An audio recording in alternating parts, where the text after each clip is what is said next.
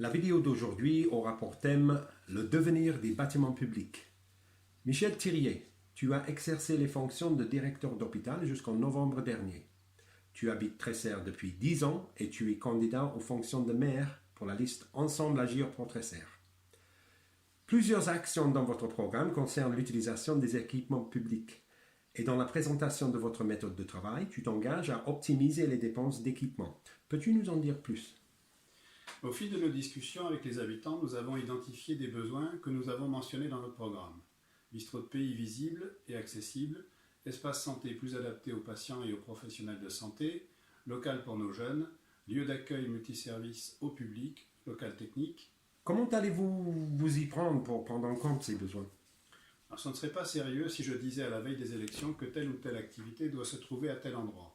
Par exemple, la décision d'installer la future mairie dans l'ancienne école n'est pas une fin en soi. L'ancienne mairie, qui à l'origine était la salle des fêtes, offre des opportunités, mais ce n'est pas le seul bâtiment municipal. Notre méthode pour agir est faite de concertation avec les personnes concernées, professionnels, utilisateurs, sur la base d'une réflexion solidement étayée, en prenant en compte une vue d'ensemble des problèmes. Dans ma vie professionnelle, j'ai par exemple été conduit à reconstruire l'hôpital psychiatrique de Toulouse, détruit par l'explosion d'AZF. Nous n'aurions pas pu convaincre nos interlocuteurs, le département, la ville de Toulouse et les financeurs, si nous avions présenté les projets de réutilisation des bâtiments au coup par coup. Que veux-tu dire par là ? Il y a 3 conditions pour réussir. 1. Identifier les besoins et les contraintes directement avec les personnes concernées. Par exemple, faire de la restauration dans un bistrot de pays répond à des normes différentes de celles pour dispenser les soins. C'est la base de notre méthode avant d'agir. 2. Définir ce qu'on appelle en langage technique un schéma directeur immobilier qui permet, pour faire court, d'avoir une vision claire de la valeur du patrimoine, de son état général, de ses capacités de transformation et d'optimisation et des coûts engendrés.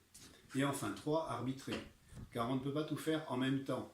Comme je m'y suis engagé, je veux maîtriser la fiscalité de la commune.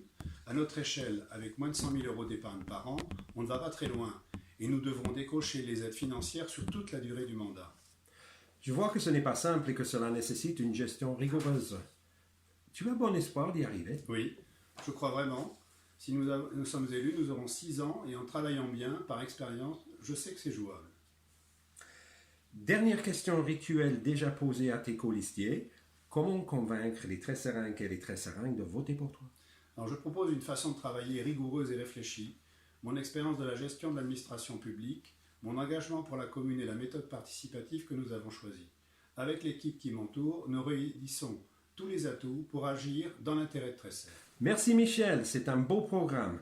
Pour terminer, une info pour nos internautes. Restez branchés, l'épisode 4 de nos vidéos est en cours de montage. À bientôt!